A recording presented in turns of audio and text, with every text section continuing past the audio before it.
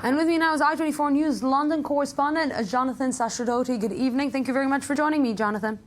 Good evening, Lucy. So, Jonathan, with home ground terror is increasing, basically in Britain, this day seems to be even more important, and this 10th anniversary seems more important than any other day ever in the last 10 years.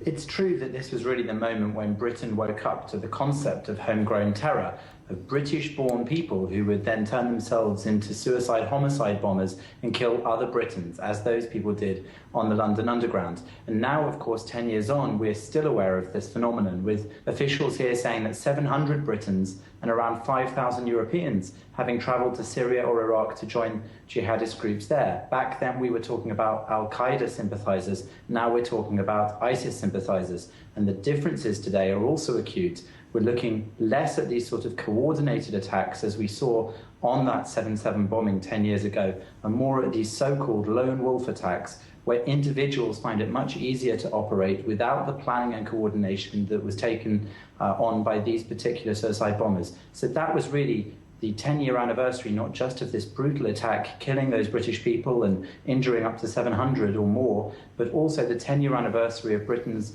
awakening of this new era of homegrown terror, which we still are under threat from today.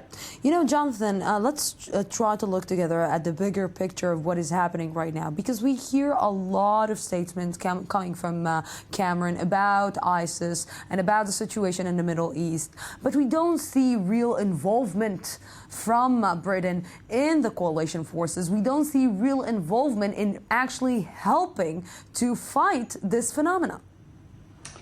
So, of course, like much of the world, Britain feels war-weary. The experience of Afghanistan and Iraq has put off Britain and other Western forces from direct intervention in the Middle East and elsewhere, which is where the origin of this terror, as you rightly point out, lies. However, where Britain has become effective is in trying to maximize its intelligence in terms of catching and stopping terrorists within the British Isles from being able to carry out these sorts of attacks. And it has been relatively successful at that particular task. Of course, we've had the incidences like the killing of Lee Rigby, the British soldier, by two men on the streets of London who attempted a chop off his head, and other similar attacks like that. But we haven't really had the volume of attacks that some had predicted. And that has been as a result largely of effective intelligence. Many attacks have been foiled and are still being foiled today. The terror threat that Britain is under officially is still the second highest it could possibly be.